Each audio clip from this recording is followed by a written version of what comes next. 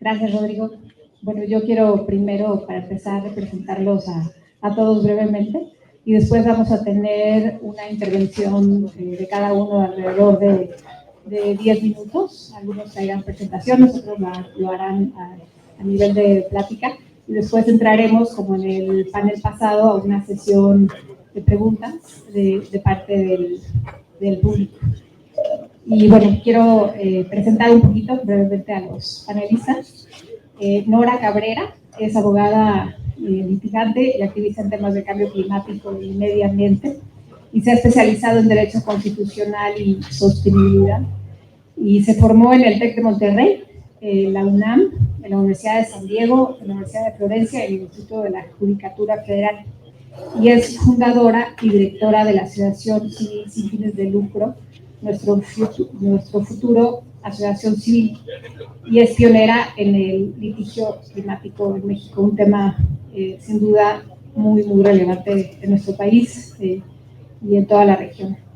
Y fue reconocida por Forbes, esta publicación muy relevante, como una de las 30 mentes más sostenibles de México. El doctor Eric es director del Centro de Investigación e Innovación y Desarrollo director del Centro de Investigación, Innovación y Desarrollo Tecnológico del CIETEC. Primero voy a presentar a todos y ya cada uno después pasará. El doctor Eric Espinosa es miembro candidato del Sistema Nacional de Investigadores desde enero de 2023 y es director del Centro de Investigación, Innovación y Desarrollo Tecnológico. Es ingeniero en energía con doctorado en ingeniería con enfoque en sistemas nucleoeléctricos por la UNAM y cuenta con más de 10 años de experiencia en investigación tecnológico y docencia. La trayectoria de Eric incluye una estancia postdoctoral en eficiencia energética en la UNAM y participación en proyectos estratégicos como la plataforma Aztlán y el aumento de potencia extendido de Laguna Verde. Y ha sido profesor en instituciones como la UAM y el INTEC. Por su parte, el doctor Arnoldo Matus es actualmente socio fundador y director general del Sustainable Solutions for the Biosphere, empresa dedicada a cambio climático, naturaleza y sostenibilidad. De enero de 2023 a julio de 2024, Arnoldo fue socio de EY para los servicios de sostenibilidad y cambio climático y anteriormente fue socio fundador y director ejecutivo de Ítaca Environmental, consultora especializada en mitigación y adaptación al cambio climático. Actualmente Arnoldo es docente de la Facultad de Arquitectura y tutor en el posgrado de Ciencias de la Sostenibilidad de la Universidad Nacional Autónoma de México y cuenta con un doctorado en Geografía y Medio Ambiente por la Universidad de Oxford.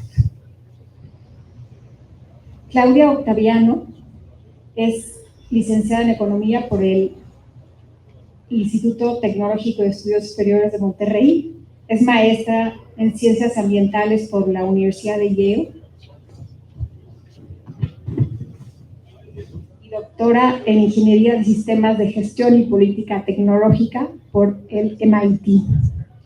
Actualmente se desempeña como líder técnico principal del Instituto de Investigaciones en Energía Eléctrica, donde realiza una investigación aplicada en el establecimiento de metas de reducción de gases de efecto invernadero, el manejo de riesgo climático y su divulgación, así como en el análisis de rutas de transición energética.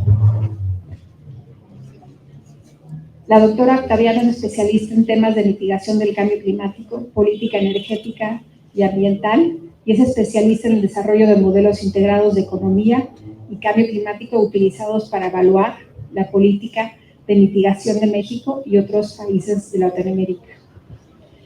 Y Luisa Sierra es directora ejecutiva del Instituto de Desarrollo, Energía y Ambiente, conocido como IDEA. Es un think tank. Luisa lidera los esfuerzos de IDEA para impulsar soluciones que promueven la prosperidad sostenible, el bienestar de las personas, las comunidades y los ecosistemas. Y bueno, no sé si alguien quiere empezar o tú quieres empezar, Claudia. ¿Les parece bien? Sí, sí, con mucho gusto. No sé si puedan poner mi presentación.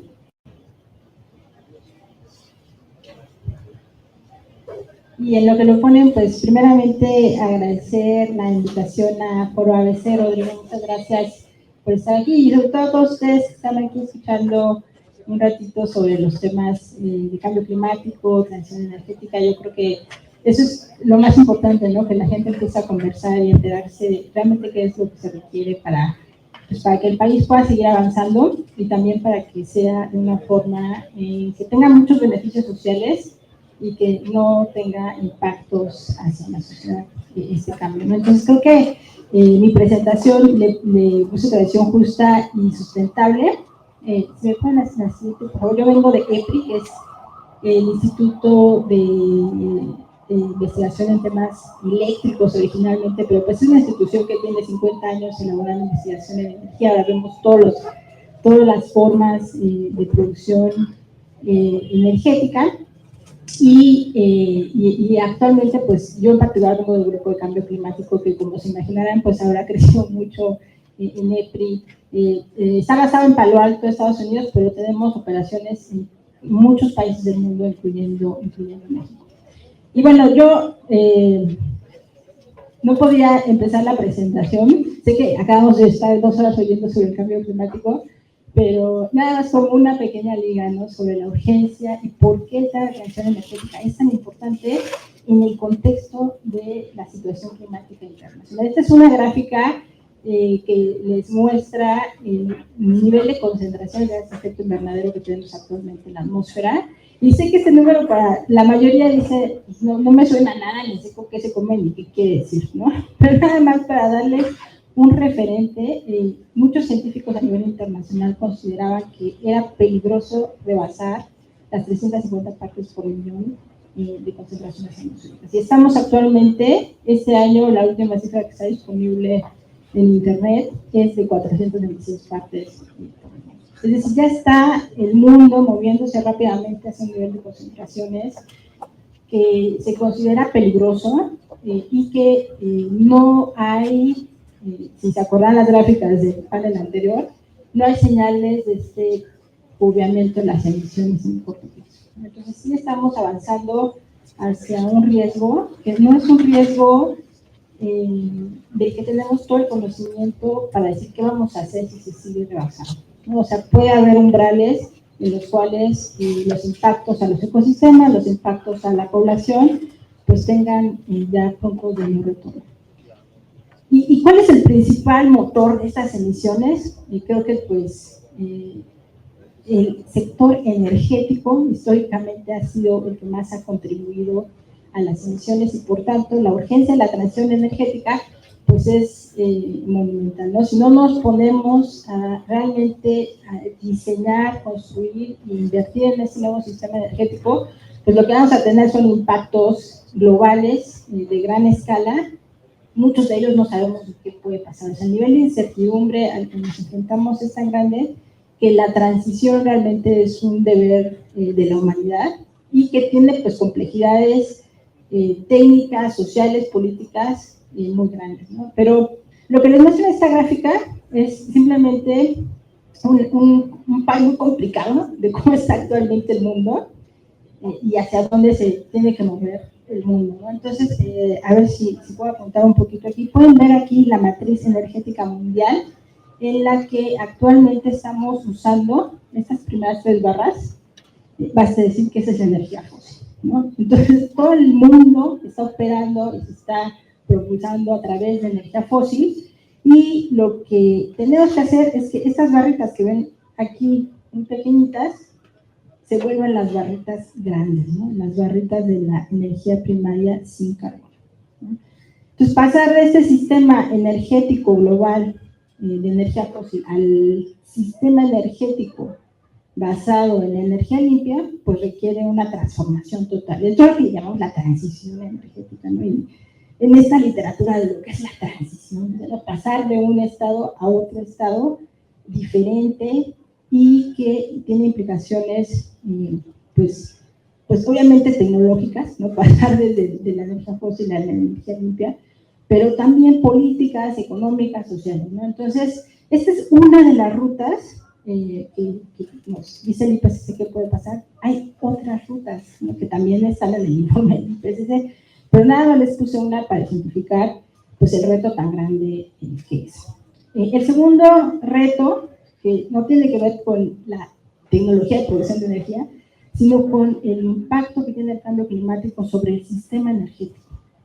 Nosotros estamos acostumbrados a pensar en la política de mitigación y reducción de emisiones, y las energías renovables, y la movilidad, etc. Pero a veces se nos olvida que también todos estos recursos son sujetos al cambio climático. Entonces, la otra patita de esta transición es adaptar el sistema a el clima cambiante que va a enfrentar, ¿no? Y yo sé que algunos de ustedes han estado viendo las noticias, por ejemplo, de las sequías en Latinoamérica, ¿no? O sea, muchos países que decían, no, pues que ya son limpios porque usan energía hídrica, pues, ¿qué creen que ahora no tiene energía porque hay sequía y hay conflictos entre países, hay conflictos que están suscitándose, pues porque no hemos previsto que el clima está cambiando, ¿no? Entonces, la otra patita de una transición energética en el contexto climático, pues es entender los impactos que el cambio climático va a tener sobre los recursos energéticos y la infraestructura energética. Y aquí les muestro un ejemplo de lo que pasó con el Otis, donde la CFE misma dice, pues es el impacto que más nos ha costado en la historia de lo que tenemos los impactos en el país, ¿no? Entonces, bueno, pues evidentemente tener proyecciones, es muy importante tener planes de adaptación de la infraestructura estratégica, y aquí les muestro también esta gráfica que produjo uno de los expertos en EPRI, donde realmente la velocidad con la que se gestó el huracán Otis está fuera de rango de todos los modelos meteorológicos que tenían en Estados Unidos. Entonces, claro, si estamos ante una situación tan compleja y tenemos pocas herramientas para pronosticar en corto plazo qué es lo que se va a hacer, pues esto nos llama a pensar muy bien cómo vamos a diseñar esa infraestructura y qué tanta flexibilidad le vamos a dar de respuesta. Entonces, bueno, el modelo de manejo del riesgo climático, básicamente, pues aquí se los dibujo un poquito en tres grandes líneas, lo que es el tema de descarbonización, y entender cuál es el riesgo de la transición, es decir, qué pasa si no nos descarbonizamos a la velocidad que tenemos que hacerlo. Y aquí un tema que estoy trabajando mucho es cómo establecer metas de reducción de emisiones, ¿no? Lo que le llamamos SMART Targets en EPRI. El otro tema tiene que ver con crear la resiliencia, cómo nos vamos a preparar el impacto físico del cambio climático, en esto de los Otis, de los huracanes, de las sequías, ¿no? Y cómo diseñamos metodologías para que las empresas energéticas y las personas que usan energía puedan estar preparados a estos impactos del calentamiento global. Y el tema de transición justa, pues obviamente también tiene que incluir los impactos sociales y de gobernanza, que son fundamentales. Tenemos varios estudios en EPRI que hablan del tema de transición justa. Yo aquí les pongo una liga para los que estén interesados, pero básicamente pues se han documentado los esfuerzos de muchas empresas de tratar de incluir los temas sociales, los temas laborales, los temas que tienen que ver con la transición, ¿no? Y en muchas empresas pues esto se lee como pues garantizar un acceso equitativo a los beneficios, o sea que no nada más una parte de ese beneficio, sino que todo el mundo, las comunidades que estén en las cercanías de la nueva infraestructura, pues van a tener impactos y beneficios, ¿no? Entonces, ¿cómo balancear todo ese tema en el entorno de la transición? Y bueno, un poquito, otro esquema un poco complejo, pero nada más para que nos quede el mensaje de que el tema tecnológico pues requiere de evaluar las diferentes formas de pasar hacia la energía limpia, ¿no? Entonces aquí tenemos cómo se puede convertir la energía desde la energía primaria, los procesos de conversión, los procesos de abastecimiento y almacenaje de la energía y las tecnologías que tienen que ver con el uso final. Entonces, pasar de la energía primaria renovable, nuclear, fósil, hasta parte de la energía por esta transformación y por los sistemas de distribución y almacenamiento. Entonces, no nada más podemos ver una tecnología sin ver cómo se va a suministrar, ¿no? Entonces, el costo final de la transición pues pasa por entender no solamente el costo de cada una de estas etapas, sino también las emisiones que se generan en cada una de esas etapas. Entonces, como ejemplo, pues hemos hecho nosotros en EPRI muchos estudios, les traigo el que es el más avanzado, digamos, en estudiar cómo la economía de Estados Unidos va a transitar o podría transitar de un esquema al otro. Este es el uso de la energía en Estados Unidos actualmente, donde pueden ver que, como se ve en la foto global, pues estamos usando un chorro de petróleo, un chorro de carbón, estamos usando mucho gas natural y muy poquita energía renovable, ¿no? ¿Cómo se vería un Estados Unidos, en este caso, en un mundo de emisiones neta cero, donde tenemos todas las opciones tecnológicas disponibles? Y vamos a ver que hay una diversificación de la matriz energética muy importante, crece el uso de la energía renovable y crece también, por ejemplo, el uso de la bioenergía. Entonces, esto es un tema que es central. Aquí vemos que el costo de la tonelada de CO2 está en el orden de $165 por tonelada de CO2.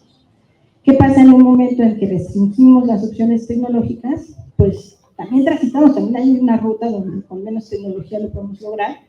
Aquí en este caso, por ejemplo, se crece más la energía renovable, pero el costo de $165 pasa a $1,200 por tonelada de CO2. Y pues esto tiene implicaciones económicas y obviamente sociales de quién va a pagar por esa descarbonización, ¿no?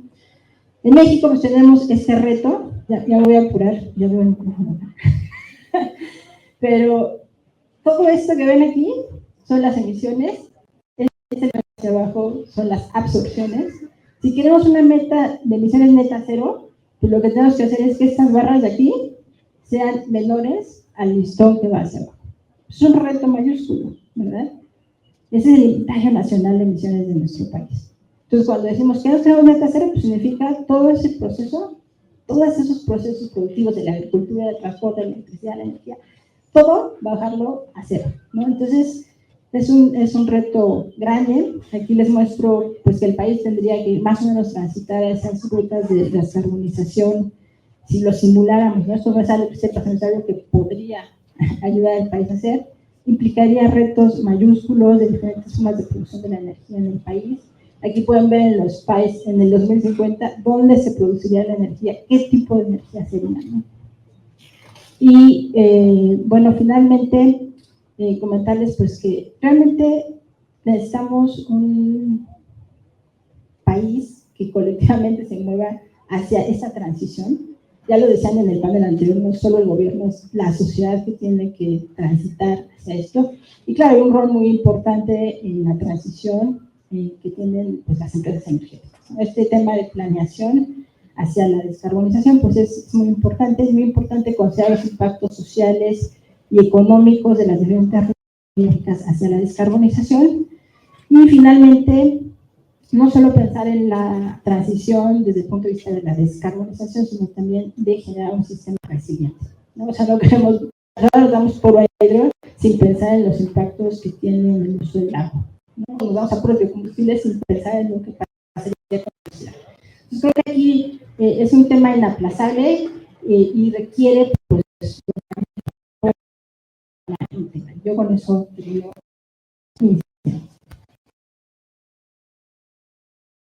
Gracias, Claudia. Estamos en este panel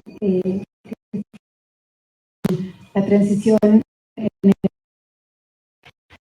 país y bueno, ahora doy la palabra a Matus. Te agradezco mucho, Claudia.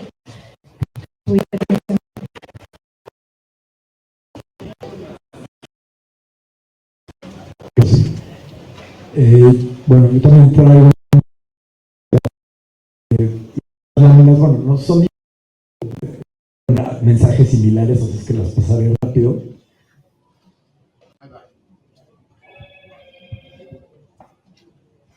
Iniciar, pues recordando también, como en la previa presentación de pues cómo se identifica el tema de cambio climático de riesgos, ¿no?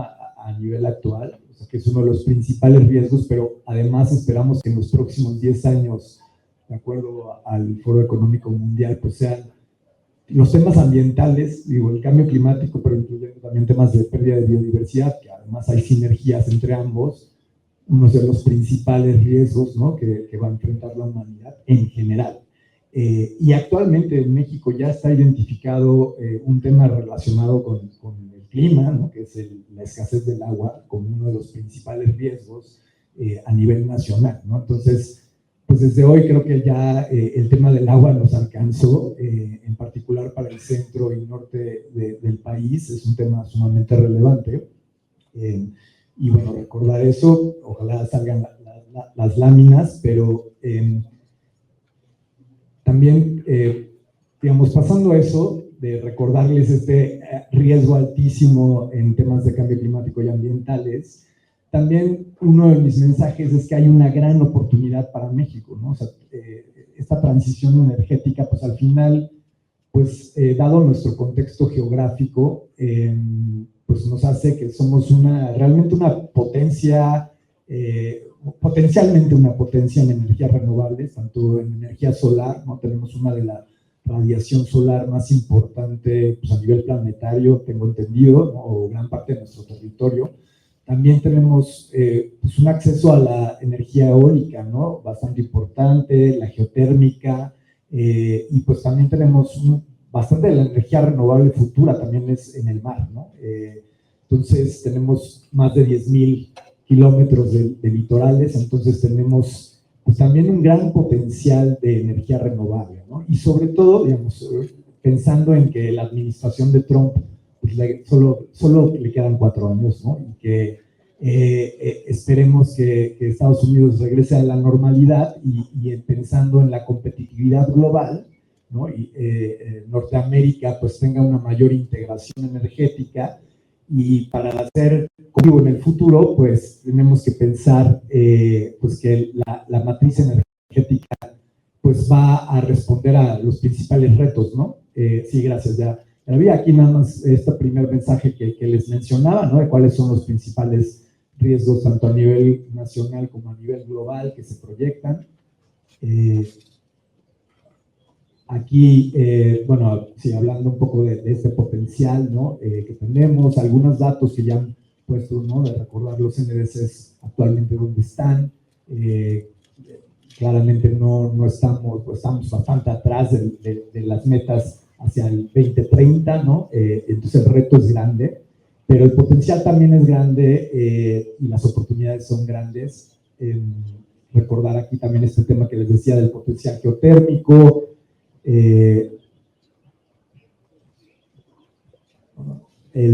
también donde hay actualmente proyectos de hidrógeno verde, ¿no?, que también es un tema más relevante, y hablando de competitividad, también integrarnos con estas nuevas tecnologías, pues nos puede hacer bastante, pues innovar y también ser competitivos a nivel global. Pero bueno, al final, al día de hoy, pues no estamos muy bien calificados dentro de nuestras políticas de cambio climático, ¿no? Llegué un poco tarde a la sesión anterior, pero creo que ya se mencionaba en parte dónde está México. Quise también poner aquí algunos de los datos de los compromisos de las NDCs, de algunos de nuestras, ya sea socios comerciales o pares, ¿no?, en la región, como Brasil, Costa Rica, ¿no?, pero países con los que tenemos mucho comercio, como Canadá, Alemania, China, ¿dónde están sus compromisos? A mí me dio mucho gusto que por fin tuviéramos esta meta de descarbonización al 2050. Lo veo difícil, la verdad, sinceramente, pero bueno, es mejor tener una meta y una dirección que no tenerla, ¿no? Que llevábamos un sexenio como que dormidos en ese sentido, ¿no?, sin establecernos una visión. Entonces, bueno, eso sí se aplaude a esta administración que empieza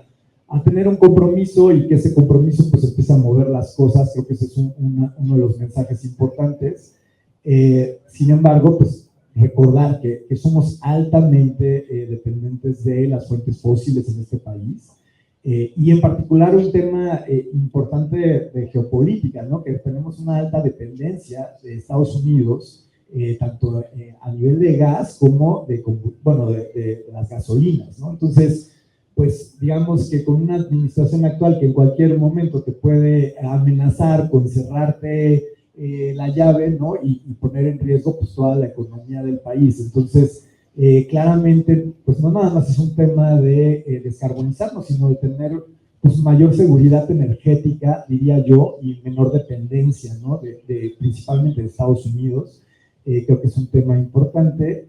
Y también una de las grandes oportunidades que yo le veo a la transición energética es la generación distribuida al consumo, ¿no? Y eso realmente puede ser un cambio de paradigma, ¿no? El hecho de que nosotros como ciudadanos, como jefes o jefas de hogar, podamos producir energía, ¿no? En nuestros techos, dejar de depender de la red y después la movilidad se está moviendo hacia la electrificación, ¿no? Entonces también que en un futuro podamos conectar todos en nuestro garage, o los que tienen la posibilidad en el estacionamiento, nuestro coche a que sea con energía solar, pues es una gran transición, ¿no? Es una gran transición que descentraliza los eléctricos y energéticos, y yo creo que ahí está realmente uno de los grandes cambios de paradigma que existen con esta transición energética, y que hay un gran potencial en el país, precisamente por esa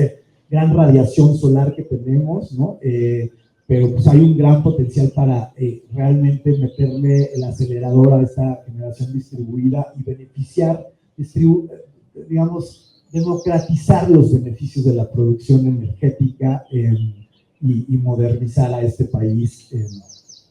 Entonces, yo en realidad no soy un experto en energía, soy un experto más en resiliencia, en adaptación, pero fui por unos años director de residencia de la Ciudad de México, y sí hay unas ligas muy importantes pues con la transición energética, y también pensando en los impactos de cambio climático, ¿no?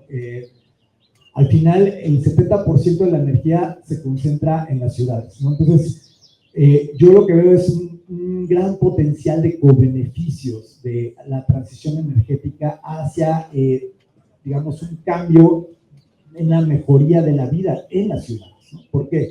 Porque eso se va a traducir a que integremos soluciones de naturaleza, a que nuestro transporte sea más eficiente, probablemente transporte público masivo eléctrico, que reduzcamos la contaminación del aire, que, pues como habíamos dicho, se integre la generación distribuida al interior de las ciudades, ¿no? Que aprovechemos todos los techos que tenemos en las ciudades y que seamos mucho más eficientes energéticamente, con todos los beneficios que se puede tener para los ingresos de los hogares, ¿no? Y ahí creo que hay una gran parte de que sea una transición justa, ¿no? Que creemos los incentivos y los instrumentos económicos para que se pueda democratizar realmente esta transición energética y que la población pueda ser partícipe y que tenga beneficio de esa transición energética, ¿no?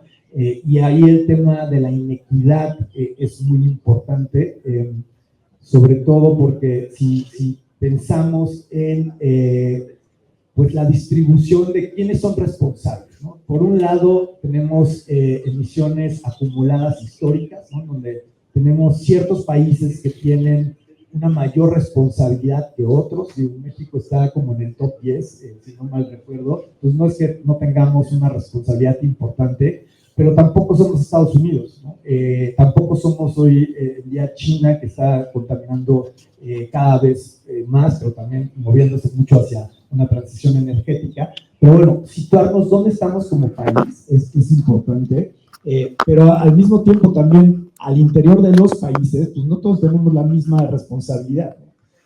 Recordar que el 1% de la población es el que es mayormente responsable de las emisiones a nivel global, ¿no? Creo que ahí hay un dato, ¿no? En 2019 alrededor del 16% de las emisiones venían del 1% de la población, ¿no? En realidad, la concentración de las emisiones están en el 10% de la población a nivel global, el 10% más rico, y eso tiene que ver con nuestra forma de vida, ¿no? Son los que vuelan, los que tienen un mayor consumo. Entonces, yo creo que una de las soluciones más importantes realmente es un impuesto al carbono, porque sería un impuesto muy progresista, en el que pues el 1% o el 10% de la población estaría pagando realmente la transición energética, porque son los que más contaminan, ¿no? Esto, pues, idealmente tendría que ocurrir a nivel global, porque si no hay temas de competitividad, pero la transición justa, ¿no? Yo creo que está por ahí. También pues, recordar, ¿no? Que los impactos son diferenciados y la mayor parte de los, digamos, las personas más vulnerables, las comunidades más vulnerables, pues son las más marginadas, son las más pobres, ¿no? Entonces, pues aquí hay una ecuación que no cuaja si todos tenemos que hacer el mismo esfuerzo, ¿no? O sea, al final, los más vulnerables son los que necesitan una transferencia de recursos, son los que necesitan la protección del Estado, y los responsables, pues, son los más ricos, ¿no? ¿No? Y además hay ciertas empresas, ¿no? Que alrededor de 100 empresas realmente son las responsables del cambio global históricamente, ¿no? Incluida Pemex, ¿no? Pemex está, creo que, dentro de las 10 primeras organizaciones o empresas más contaminantes históricamente. Entonces, pues México también tiene un rol que jugar. Creo que dentro de esas, no sé, 500 empresas también se incluye CFE y Cemex, ¿no? Claramente empresas altamente contaminantes con una alta responsabilidad, y tenemos que exigir esa transición, ¿no? Al final no puede ser el mismo esfuerzo para todos. Yo creo que ahí está realmente la transición energética, y sí pensar en los impactos diferenciados también, ¿no? De acceso a la energía, si se va a encarecer con estos datos, pues a quién merece un subsidio, ¿no? Para que realmente pueda seguir teniendo acceso a una buena calidad de vida, pero pues no con los precios elevados que probablemente vamos a tener que tener por un incremento del precio del carbono. Y bueno, con esto concluyo. Muchísimas gracias.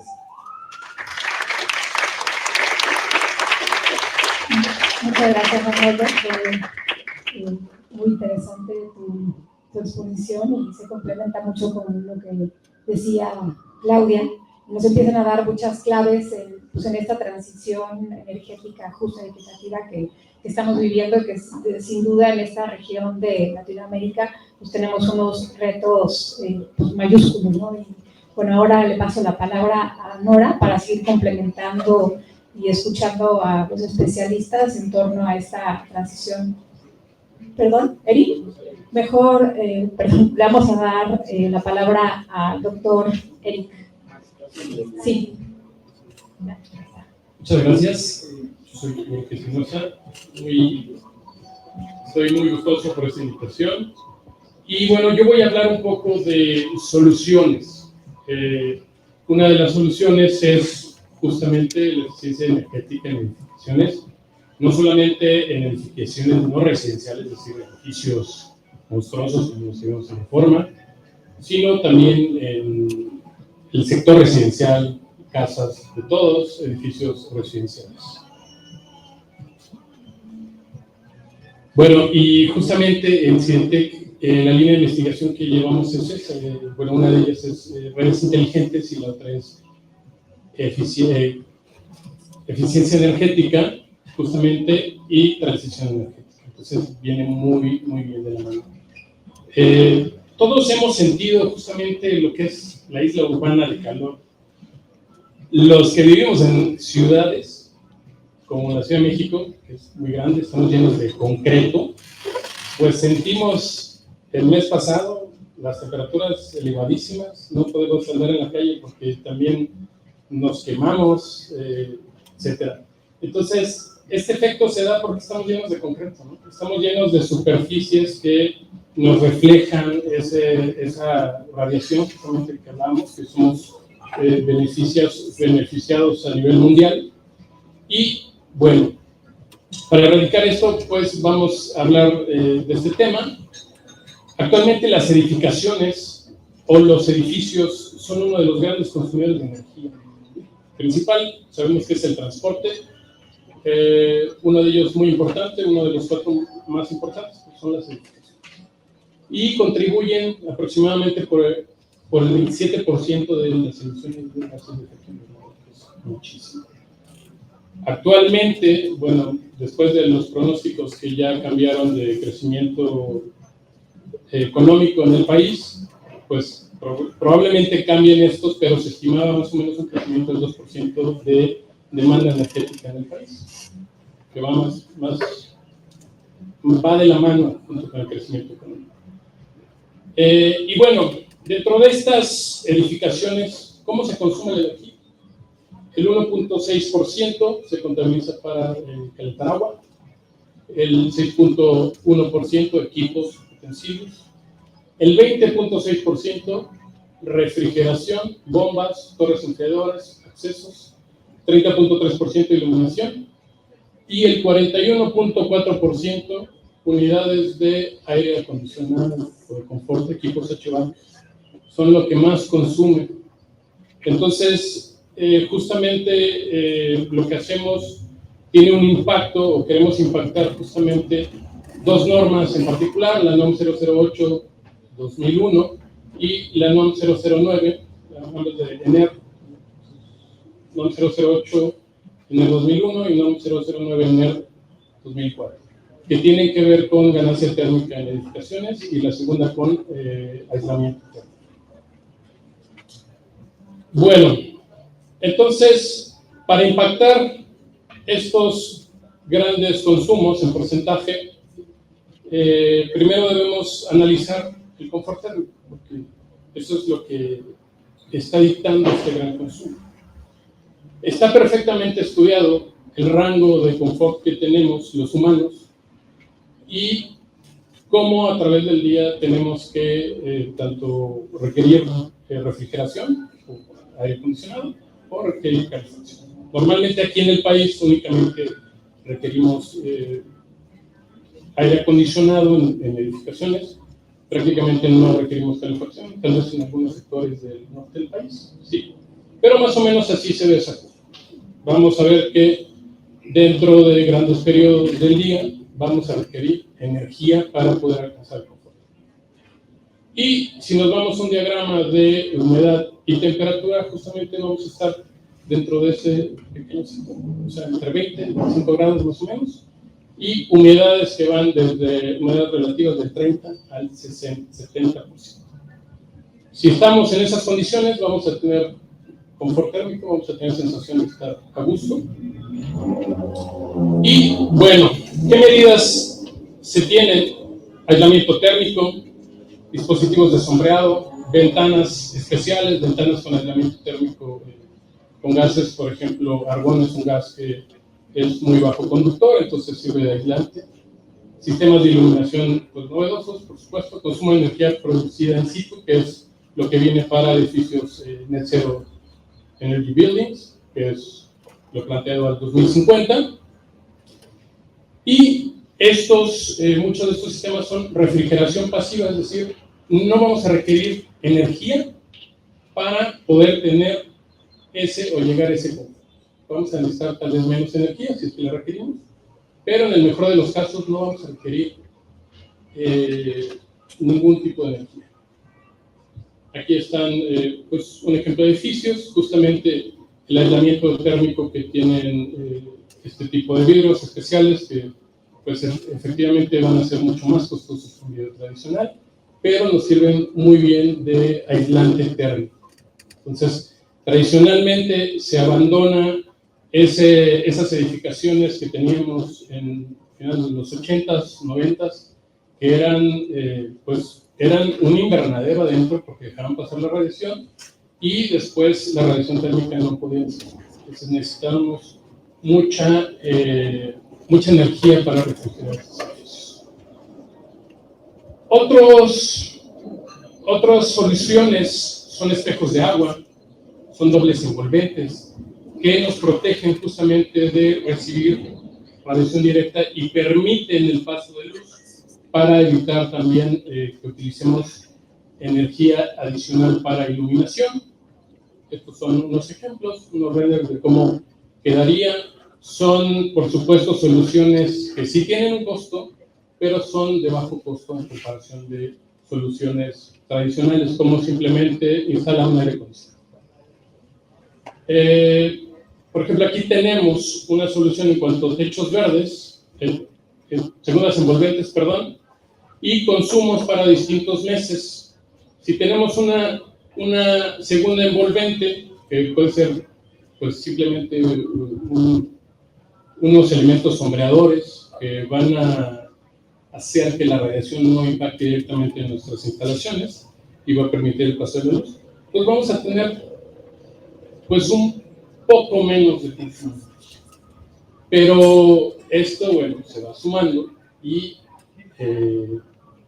va a contribuir. Otra de las soluciones que justamente viene siendo más el tema de esto son soluciones como techos verdes y fachadas verdes. Por supuesto, también tienen un costo de inversión, pero hay de todos, para todos los bolsillos, digamos. Se estima o estimamos que puede tener un costo desde 200 pesos por metro cuadrado hasta miles de pesos dependiendo del tipo de techo verde que queramos. También, por supuesto, va a tener otros beneficios como poder conservar las especies polinizadoras que son endémicas, por supuesto.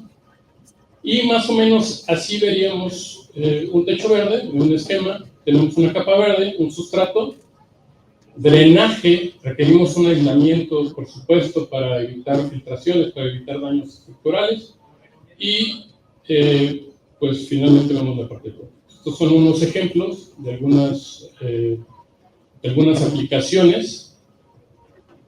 Esto se ha estudiado, por supuesto, y este es un caso de estudio en particular en una vivienda con estas características de 2 niveles, con paredes de 12 centímetros, ventanas de 3 milímetros, un área de 0.72 metros por ventana y una conductividad térmica de los muros de 0.9 watts por metro cuadrado.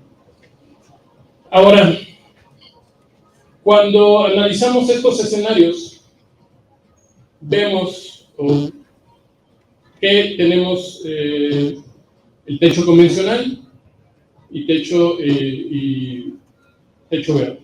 Y tenemos la línea roja, la punteada es techo convencional, y la punteadita es el techo verde.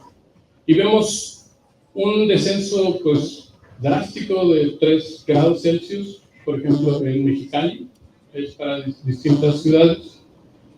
Y en el caso de el de la derecha, del dormitorio del primer piso, sí vemos un descenso de temperatura de más de 5 grados. Eso es bastante bueno. La línea azul nos da la temperatura media y la línea negra nos da la temperatura media. Es decir, cuando tenemos temperaturas mínimas, también nos da el beneficio de que vamos a tener una temperatura más cálida. Y en cuanto a consumo de energía, podemos ver la línea verde, la más verde, digamos, las dos verdes, pero la más verde es la más importante, el descenso de consumo energético que se le da al aire acondicionado. Lo importante en este caso es, por supuesto, el consumidor va a gastar menos energía.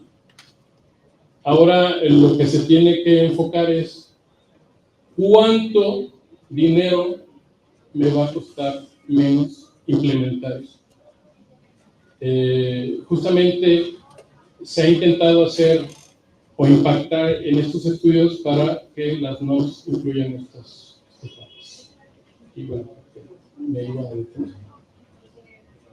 Quería decir nada más que podría decir conclusión. Ok, con esto concluyo, tomé más tiempo del que creía.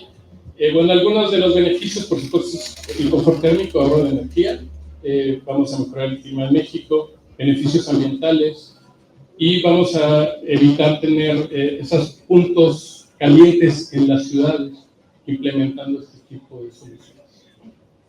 Eso es parte de lo que bueno, hacemos en conjunto con colegas de la UNAM.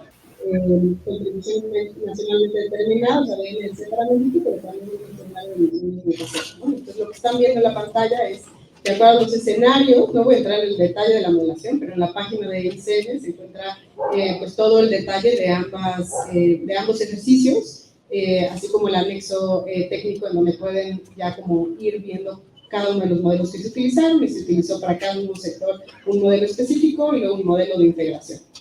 ¿Y qué se obtuvo? Que de acuerdo a los diferentes escenarios corridos, pues bueno, el escenario más óptimo, y aquí la verdad es que cuando hablamos de optimización, pues, bueno, no voy a entrar como en ese detalle, pero bueno, el escenario más óptimo que se encontró fue que México podía alcanzar las emisiones de cero para el año 2060. Los puntos al 2030 son las contribuciones o las NDCs, o que México cumpla las NDCs. Y bueno, ¿qué sectores son los que más contribuyen a la reducción de acuerdo a este análisis? Bueno, el principal es el sector transporte, seguido del sector eléctrico, ¿no? Y esto se logra a través de implementar 139 medidas. Por motivos de tiempo solo meto como el sector eléctrico para poder dar tiempo a la implementación que vemos de transición energética justa. Entonces, en el sector eléctrico, ¿qué encontramos? Pues bueno, que el sector eléctrico, de acuerdo a la línea base propia del sector mismo, podría reducir hasta un 86% sus emisiones para el año 2060 a través de implementar 26 grandes medidas. Son medidas grandes, muy agregadas. ¿Qué se tiene que hacer principalmente? Pues dar salida a los combustibles fósiles de la matriz de generación y dar una acelerada penetración a fuentes limpias y fuentes renovables específicamente. ¿Cómo está más o menos el reto? Y digo, números es un poco complicado transmitir, ¿no? Pero México tendría que avanzar hacia tener una capacidad instalada más o menos de 145 gigas de energías renovables, en específico solar y eólica. Eólica también, eólica marina, ¿no? Y ahí pueden ver las cifras detalladas. ¿Cómo está ese reto hoy? Más o menos tenemos una capacidad instalada de 14 gigas renovables.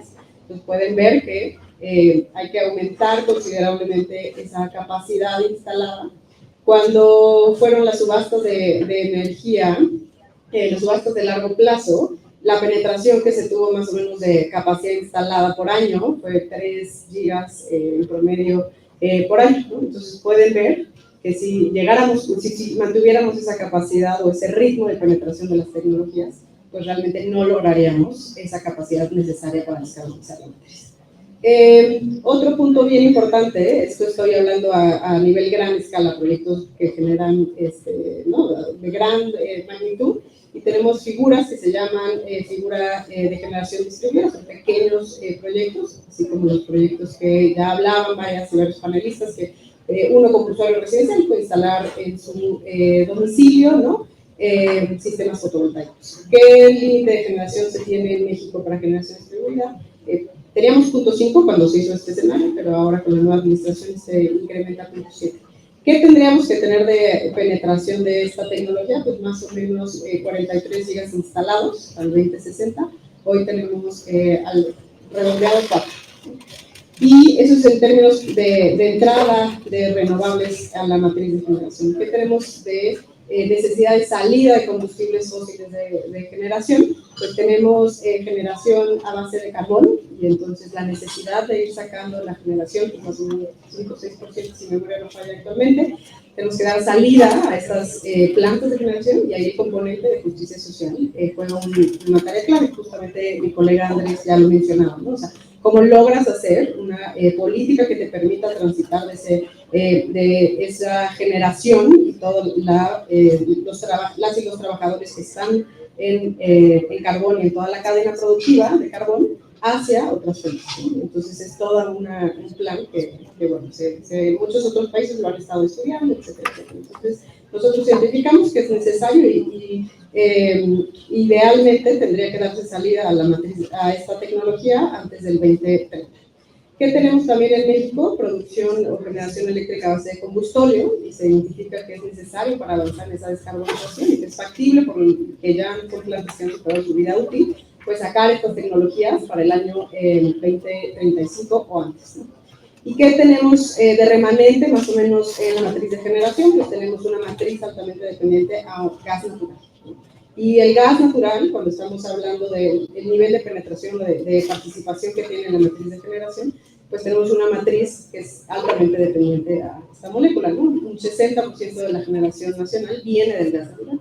El gas natural no es un gas que sea un combustible, es un combustible que tiene emisiones y que por lo tanto también contribuye a los gases de efecto invernadero, a cambio climático, etc.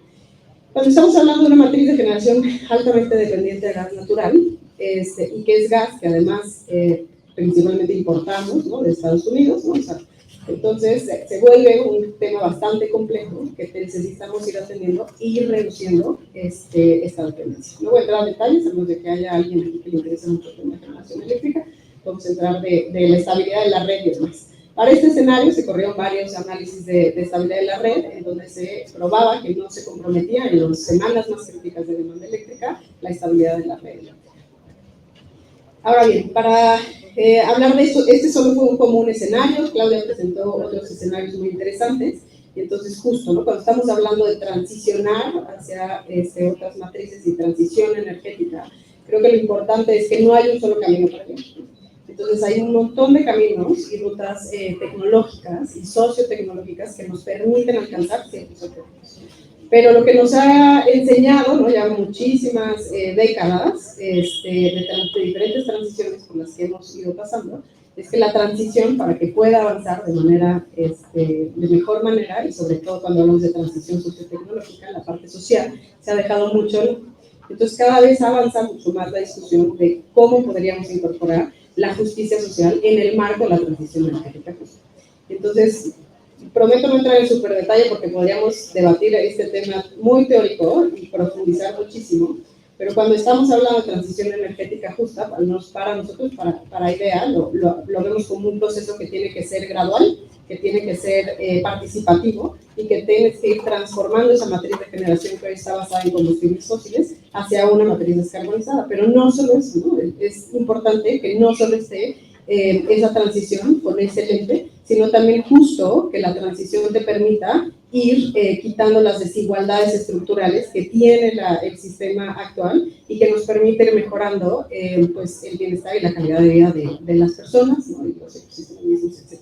¿Qué hacemos para eso? Pues uno, el reconocer que el sistema que tenemos está generando justamente esos impactos, ¿no? Y que esos impactos van a ser diferenciados, es decir, no es lo mismo ese impacto para una persona en zona urbana que en una zona rural. No es lo mismo para alguien en el norte del país que para el centro del país, ¿no? Y no es lo mismo para el estrato socioeconómico en el que se vive, ¿no? Entonces, esos impactos van a ser muy diferenciados y hay que reconocer eso para después pasar a intervenciones de mitigación y de remediación. Punto 2, ¿no? Ahora tienes que avanzar a una parte distributiva. Me gusta llamarle más la redistribución, ¿no? Porque tienes que reconocer que el modelo actual pues no está distribuyendo esos impactos y esas soluciones y esos beneficios de manera equitativa. Entonces tienes que encontrar mecanismos que te permitan redistribuir esos impactos, pero también esos beneficios. Y 2, pues ir abriendo espacios de participación. Entonces, la transición energética justa debe de construirse desde lo colegiado, ¿no?, desde una diversidad de actores, y no solo desde sistemas, ¿no?, o sea, como más tecnócratas del cómo debe ser. Entonces, ¿qué tienes que hacer? Ir democratizando esos espacios y abriendo esos espacios de la participación.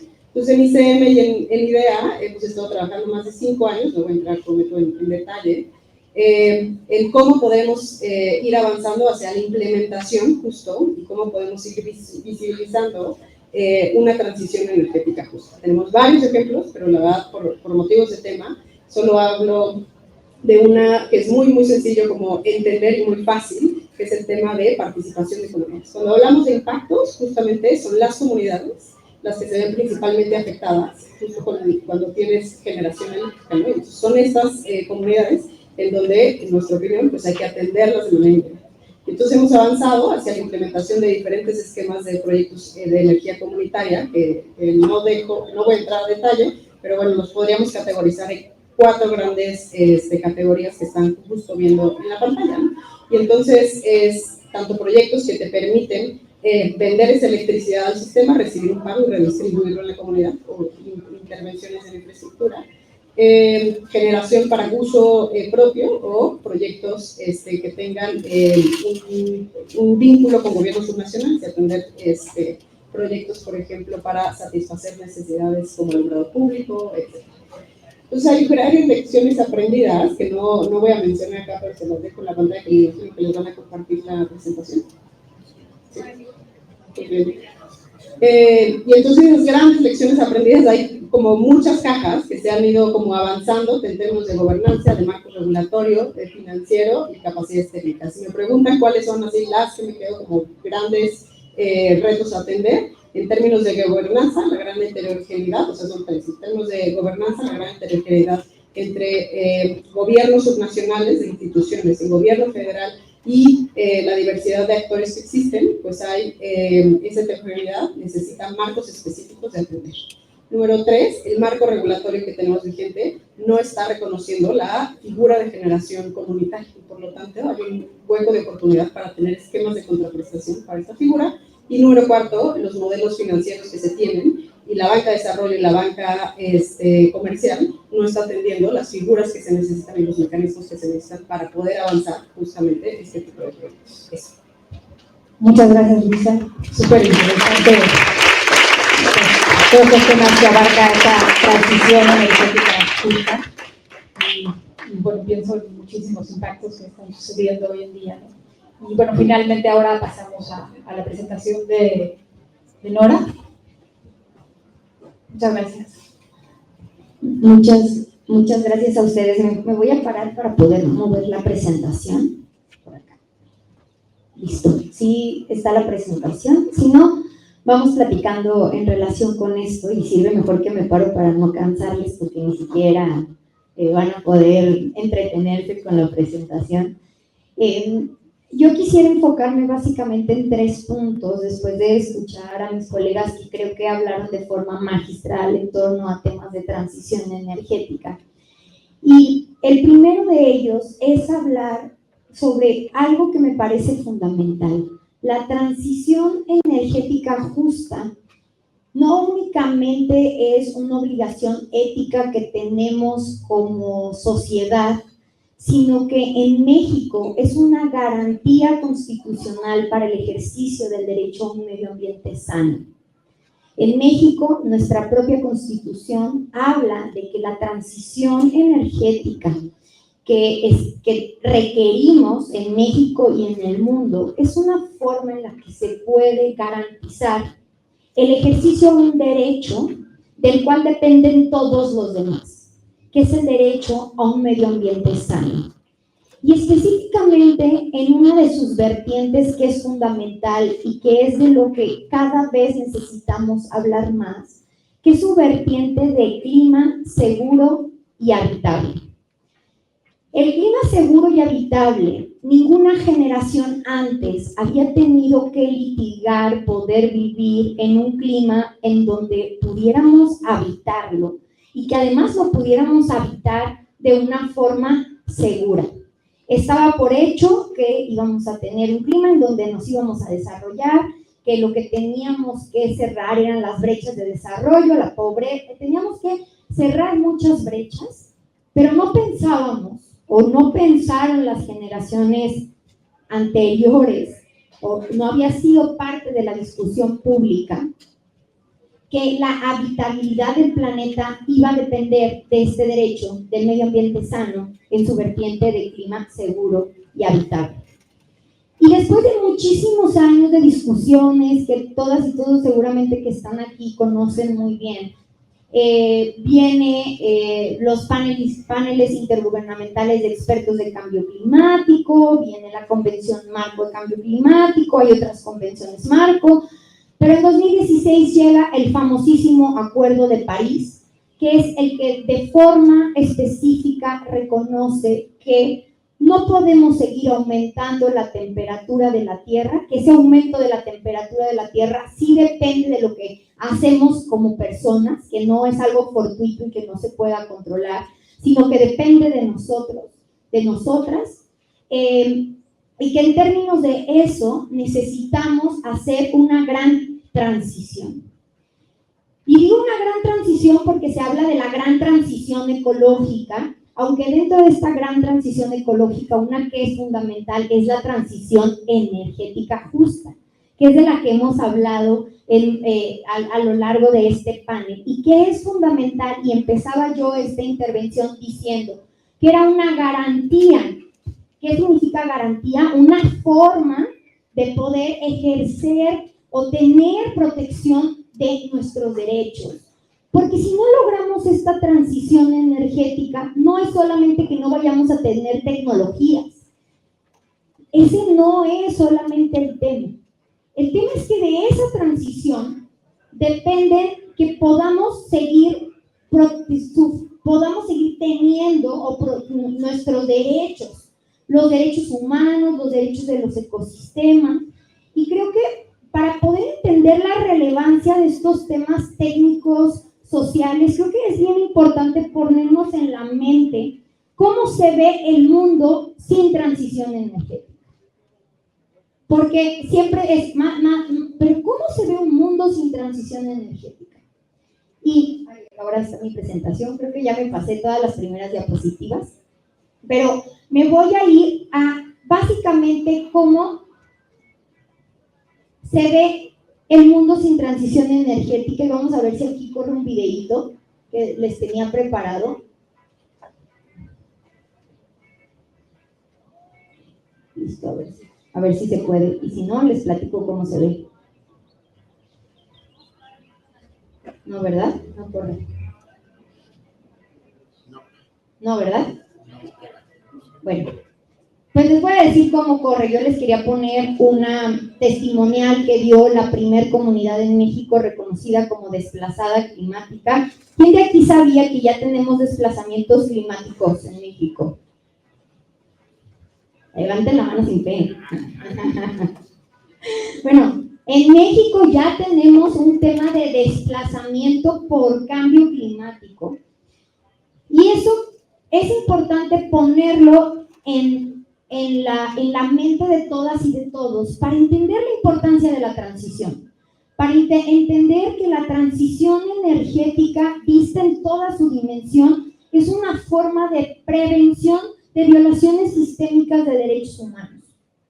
Y que al mismo tiempo que busca garantizar el derecho a un medio ambiente sano, cuando realmente se pudiera avanzar hacia una transición energética, estaría intentando que se violen los derechos de todas y todos nosotros que estamos aquí.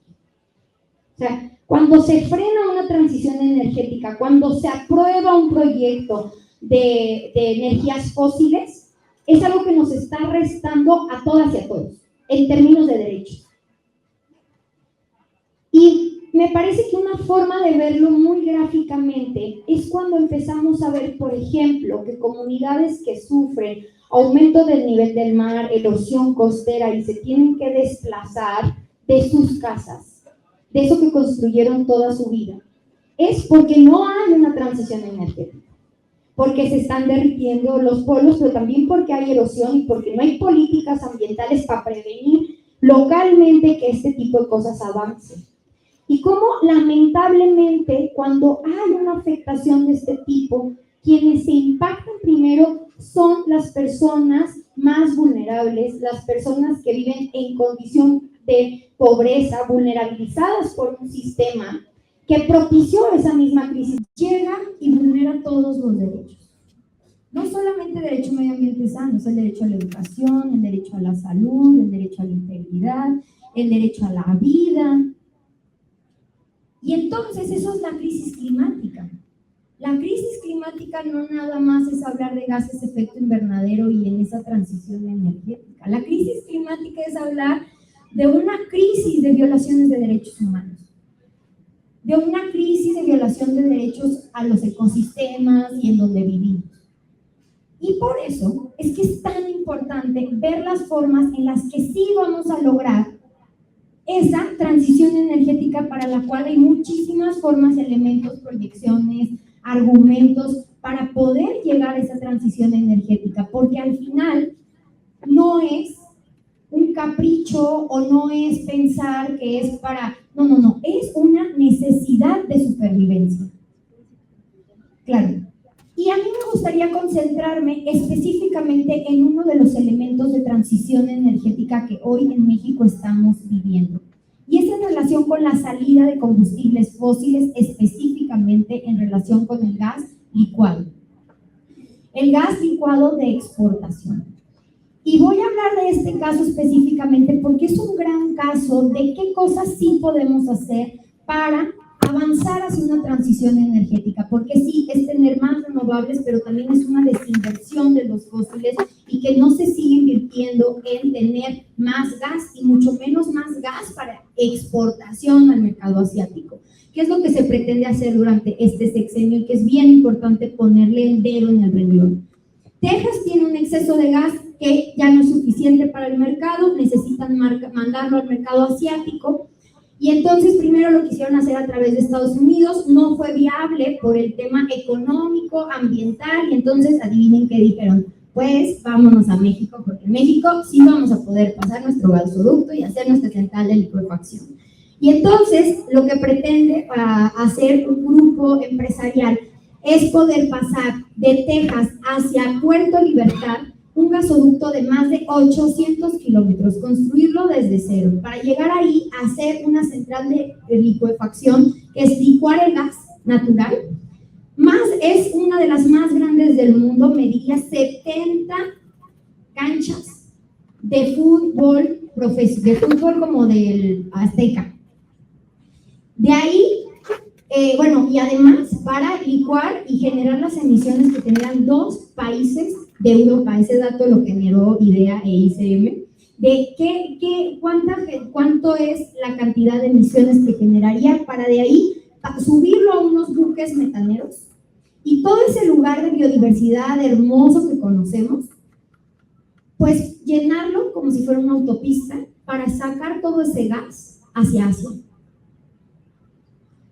Pero hoy está por decidirse, bueno, no hoy, sino en los próximos años, está por decidirse si esa central de licuefacción se va a construir en México o no. Y frenar esto también es hablar de algo como podemos avanzar hacia una transición energética justa y prevenir esas violaciones sistémicas de derechos humanos de las que les hablaba anteriormente. Muchísimas gracias. Muchas gracias, Nora. Vamos a entrar. Sí, vamos a abrir el espacio para preguntas. Sí. Para quien quiera contestar, creo que yo del teléfono, pero yo por favor. A ver, ¿puedes pasar para hacer la pregunta acá o no? Por eso tengo una emisión en vivo, entonces, para que todo sea posible. Sí, si quieres. Sí. Rapidísimo, quien quiera contestar. ¿Qué opinión les merece los BRICS? Más alto, un poquito más alto. ¿Qué opinión, quien quiera responder, les merecen los BRICS? Brasil, Rusia, India, China y Sudáfrica. Para quien quiera contestar. Para quien quiera contestar. Y a usted, una pregunta rapidísima. Esta parte de México que comenta, Comunidad del Bosque, ¿dónde queda? Tabasco. Tabasco. Bueno, es que Sí. está Veracruz. A ver, vamos. Gracias. ¿Quién quiere contestar esa pregunta de los BRICS?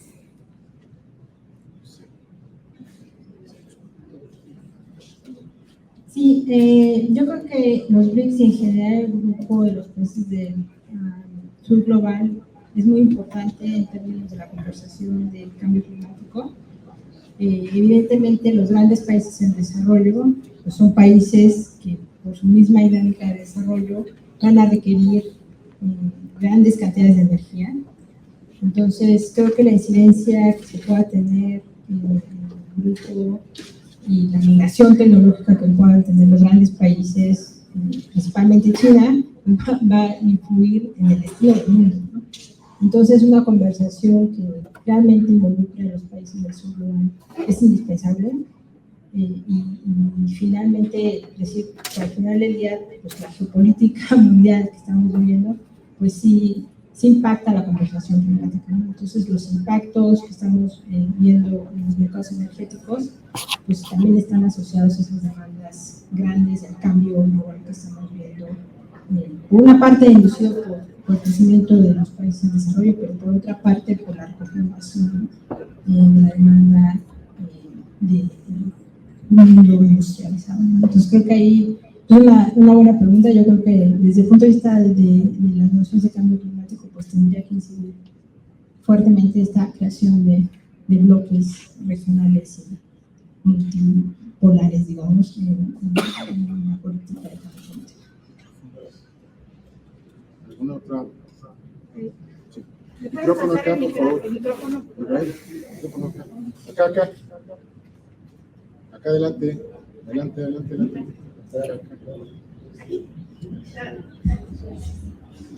Buenas tardes, felicitarlos a todos. Muy rápido por las cosas que tenemos. La doctora Claudia también, ¿no? Mencionaba esta cuestión de los sumideros de carbono. Entonces, bueno, pues para cualquiera que quiera comentar, ¿cuál es el potencial que tenemos en términos de esa política para avanzar en estas emisiones netas, ¿no? Como meta y bueno, en este mismo contexto, ¿no? En este término de responsabilidades comunes pero diferenciadas como de justicia climática, se considera que hay países, ¿no?, que tienen mayores responsabilidades. En esas negociaciones saben qué papel jugó México, cuáles son esas responsabilidades que se les exigen a los países que están en desarrollo. Y bueno, cómo fue esta planeación, ¿no?, de las contribuciones de México, bajo este concepto, ¿no? Porque independientemente de que la economía mexicana sea importante, pues vamos a tener grandes desigualdades, ¿no? Pero esto se consideró a la hora de hacer las contribuciones. Básicamente eso, ¿no? Interesante. ¿Alguna otra más para hacer un bloque? ¿Ya? Ok. Pasamos por favor a la respuesta. No sé si ¿Quiere contestar? Sí, yo contesto rápido los sumideros. En números gruesos, ¿no? El país emite el orden de 700 millones de toneladas de CO2 equivalente, o sea, todos los diferentes gases, y alrededor de 150 millones se capturan actualmente los ecosistemas de México, fundamentalmente la cobertura boscosa del país, ¿no? Es muy importante el potencial, pero se requiere fortalecer fundamentalmente la política que combate la deforestación, ¿no? Porque todavía en algunas regiones del país se están perdiendo cobertura de emisiones asociadas al proceso de deforestación. Acrecentar los sumideros naturales de carbono, pues evidentemente es una de las políticas centrales para combatir el cambio climático y está en el orden de ese potencial, podría crecer un poco más. Tampoco es que eso va a salvar o nos va a llevar a emisiones netas, pero ¿no? Sí hay que meterle fuertemente a los temas de transición y de otros temas donde, por ejemplo, el país emite una gran cantidad de metano, ¿no? Entonces, eso también. ¿Sí? ¿Quieren complementar? Yo quisiera complementar diciendo que ahorita hay un debate muy importante sobre todo los mecanismos voluntarios de carbono, ¿no? Entonces, de ponerle, digamos, un límite o una recomendación límite a las emisiones no abatidas de los principales emitores del sector privado, ¿no? Entonces, la discusión está alrededor del 10%, o sea, que el 10% de una empresa, ¿no?, que tiene que descarbonizarse totalmente, 10% puede usar los mecanismos voluntarios de carbono. Actualmente este mercado es como del 1%, entonces, digamos, aunque se oye poco, en realidad esto incrementaría significativamente el potencial de este mercado, ¿no? Este mercado, pues, ha sido criticado en muchas instancias, ¿no? De greenwashing, ¿no? O de no respetar ciertas salvaguardas, sobre todo hacia los pueblos indígenas, pero en general yo creo que hay proyectos también muy buenos de los mercados voluntarios de carbono y con muchos co-beneficios, ¿no? Para temas de agua, temas de biodiversidad, ¿no? Entonces, pues yo espero que se consolide este mercado voluntario de carbono, porque también pues, va a ser una opción para las empresas, ¿no? No todas se van a poder descarbonizar a la misma velocidad, para algunas va a ser muy costoso, muy difícil, entonces pues es una opción. A mí me gustaría, en relación con el tema de justicia climática, hablar como de un tema que a veces perdemos como perspectiva, porque el tema de justicia climática se ha visto mucho en el contexto de las negociaciones internacionales de diplomacia climática y de estas obligaciones comunes y diferenciadas que estableció el Acuerdo de París en su momento. Pero en el contexto en el que ya estamos viviendo la crisis climática, hablar de justicia climática también es una necesidad de atención desde lo local, desde la territorialidad nacional, porque la justicia climática en estos contextos no podemos dejar únicamente al tema de las negociaciones en términos de reducción de emisiones en el contexto internacional, porque entonces en los temas de derechos básicos lo vamos a sufrir las personas que estamos habitando nuestros territorios, ¿no? O sea, el concepto de justicia climática es algo que también necesita extrapolarse a la realidad actual del nivel de atención que los países necesitamos poner en nuestra política, obviamente, de mitigación, pero también de adaptación, en nuestra política de pérdidas y daños, y poder atenderlo de una forma contundente para poder tener un bosquejo de acceso a la justicia climática. Entonces creo que es importante en esto que tú comentas, que me parece muy valioso, de cómo quedó México en términos de esta negociación y cuál fue en su momento la forma en la que este tema de diplomacia se negoció. Hablarlo desde la realidad actual y cómo necesitamos hablar de una construcción de justicia climática desde la territorialidad, para hacerle frente a lo que ya están viviendo muchísimas comunidades en México. En la Estrategia Nacional de Cambio Climático hablaba de 253 municipios altamente vulnerables a los efectos del cambio climático. Ahí está la construcción de la justicia climática, ¿no? También como irlo poniendo en el nivel histórico en el que nos vamos encontrando en relación con la crisis climática que estamos viviendo. Eso me detonó tu pregunta en relación con justicia climática. Espero que sirva de algo.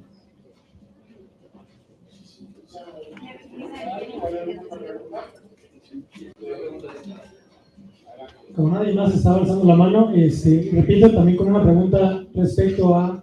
Bueno, primero poner un poquito de contexto, ¿no? Cuando en 2017 teníamos las subastas energéticas, tuvimos la electricidad más barata del mundo. Vamos. Todos bien. Sí impacta el dato, yo sé. Pero varios años después pues, han seguido bajando los costos de las renovables, de los vehículos eléctricos, de las baterías. Me parece muy atinado lo que decía Arnoldo, coincido, hay mucho potencial en México para las renovables, el precio de carbono puede acelerar, no nada más la transición energética justa, también esta parte, ¿no? Un impuesto progresivo en vez de subsidios regresivos, que es lo que tenemos hoy por hoy.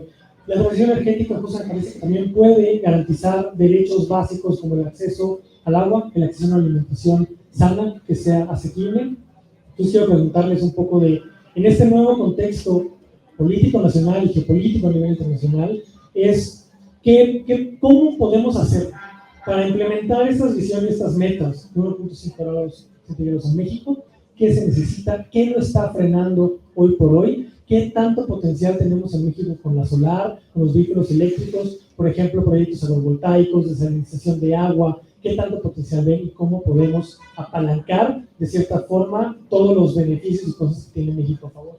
Gracias.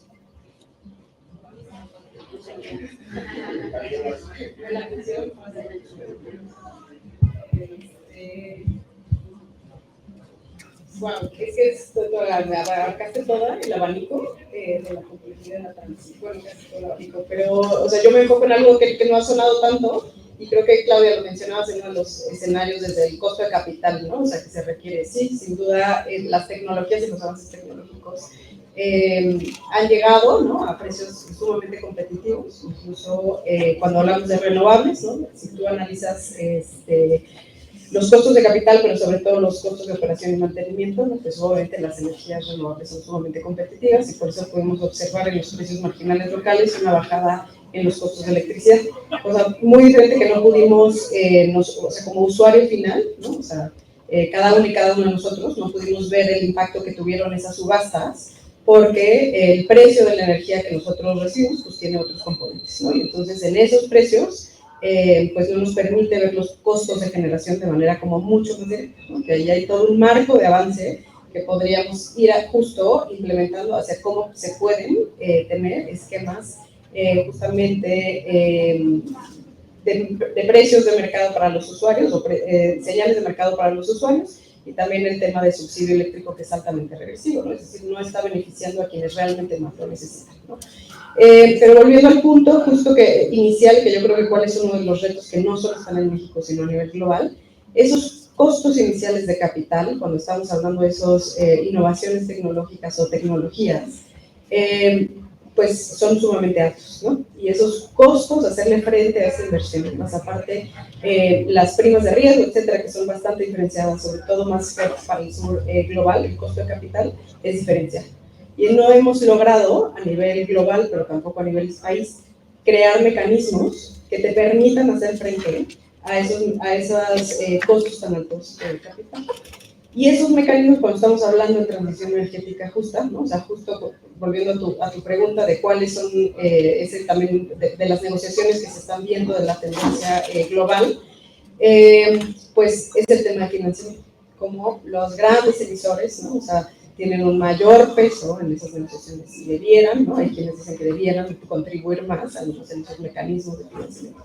Y hay grandes discusiones al respecto, ¿no? Entonces, muchos años ha tomado el ir creando esas negociaciones de financiamiento y cómo vas creando esos marcos. Pero lo que yo creo que está faltando es no solo las metas y los grandes marcos de discusión para lograr esas bolsas de financiamiento. Creo que poca atención se está poniendo a los retos que están sucediendo justo en lo local.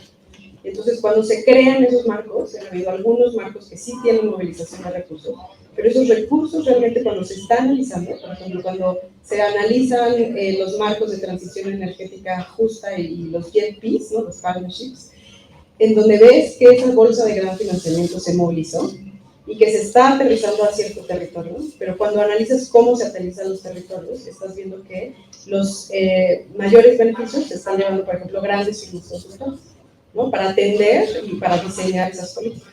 Pero entonces, si analizas cuánto está ya realmente llegando a la implementación y al territorio y a esas comunidades impactadas, pues es realmente gotas de agua comparado con esa bolsa. Entonces, creo que la discusión necesitamos ir avanzando cada vez más en crear esos mecanismos que vengan de abajo hacia arriba. Y la verdad es que cuando empiezas a tocar este tema en foros, en espacios de debate, etcétera, pues es tan complejo en cómo creas ese mecanismo con esas realidades. Y por eso les decía en mi presentación de la heterogeneidad, ¿no? La heterogeneidad de las instituciones, la heterogeneidad del territorio, la heterogeneidad de los actores, pues entonces cómo puedes crear marcos adecuados que puedan replicarse, pero con la suficiente flexibilidad para adaptarse en el territorio. Ese es un tema bien complejo, no, para nada soy experta, pero lo hemos ido notando desde las barreras de intentar implementar estos proyectos. Y creo que poco lo platicamos porque la verdad que transición energética justa, o sea, en este panel, porque es sumamente complejo. No sé, ahí, colegas, sí, quieran. Bueno, yo muy rápido tengo dos comentarios. Uno, creo que en el Plan México hay una oportunidad, ¿no? Porque al final una de las barreras que hay para la creciente industrialización y nearshoring, ¿no? Es el tema energético y el agua, ¿no? Entonces, bueno, ahí si hay una coordinación entre el sector público y el privado, con una visión de largo plazo, pues bueno, habrá una oportunidad. Lo otro es una señal de la Comisión Nacional Bancaria, ¿no? Con lo de las IFRS que se hacen vinculatorias, que es que las empresas, sobre todo las que son públicas, tienen que reportar en temas de qué están haciendo en materia de descarbonización y de riesgos climáticos. Y eso, aunque vaya a tomar tiempo, ¿no? Pues al final, pues, si ellos se comprometen y tienen metas ante sus inversionistas, pues van a tener que hacer algo, ¿no? Ahora, el tema que tocó la administración en Estados Unidos de Trump, ¿no? Que tiene una agenda anticlimática, pero pues como dije al principio, o sea, una vez que se vuelva a alinear una administración que crea en el cambio climático, pues allá va a haber una gran oportunidad en México de integrarse en una cadena regional que se descarbonice, ¿no? Si todo sale como pensaríamos que debería de ser. Yo creo que esos son dos de los grandes temas que hay hoy en la mesa y que pues, está involucrando a muchos actores con potencial de toma de decisiones. Yo nada más muy rápido sobre eso, es que ¿qué hay que hacer? ¿No? O sea, yo veo un gran potencial actualmente en el fortalecimiento de los marcos de planeación energética integrada. Hay un dato puntual de ese que mencionas, ¿no? Pero cuando uno trata de ver la cadena de suministro de los diferentes energéticos que requiere el país, pues no es nomás cuál es el costo de la generación, ¿no? O sea, cuando se hace una transición de la magnitud de la que necesitamos ver lo que les enseñaba, ¿no? O sea, desde cómo hacemos la energía primaria hasta el uso final la energía, ¿no? Entonces, ¿dónde está esa ruta tecnológica de menor costo? Tiene de verdad un impacto altísimo en el país. O sea, no podemos decir como que ya la solución está dada y lo hacemos. Necesitamos una política energética informada en el último conocimiento científico que dispone la humanidad, no México, la humanidad.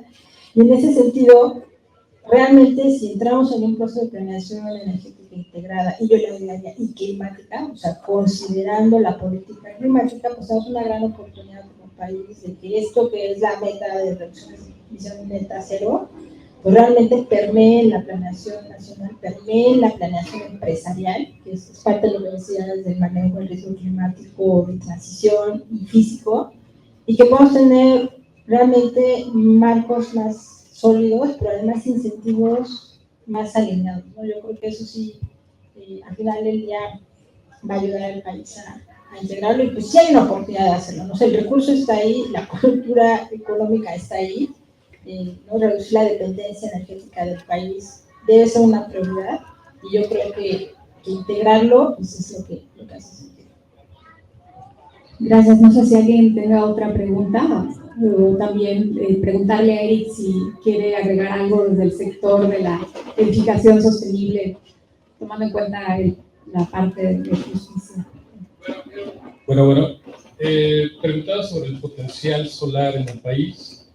Afortunadamente México se encuentra en una zona que se le conoce como el cinturón solar, entonces prácticamente todo el país es apto para producir energía solar de manera que ningún otro país lo tiene, ¿no? Algunas partes de África sí lo tienen, y actualmente siempre cada año se tienen programas por parte de la CNER, CFE, en donde tratan de que las personas que tengan espacios puedan invertir con ayuda, por supuesto, financiera, y otra parte la pone el gobierno. Sin embargo, lo que yo he notado es que hay mucha desconfianza por parte de las personas. Entonces, justamente este tipo de espacios son muy positivos porque necesitamos educar mucho a la población general en cuanto a temas ambientales, de energía y justamente energías renovables. Hay mucha desconfianza. Entonces, ese es un reto que yo he observado que pues tiene tanto pues CFE, la CNER, para poder, justamente mencionaban que para el 2060 necesitamos más o menos 40 gigawatts, que actualmente tenemos 4. Entonces, podemos tener mucho más, porque tenemos justamente el espacio y tenemos el potencial que pueda no solamente tener la capacidad instalada, sino que genere mucho más que en cualquier otra región del mundo. Muchas gracias, Eric. Pues si no hay otro comentario del público, podemos dar por concluido este panel y dar las gracias a Rodrigo y obviamente a todos por estar aquí. Y bueno, les voy a entregar un breve reconocimiento a cada uno por su participación. Y pues, es todo. Muchas gracias a todos.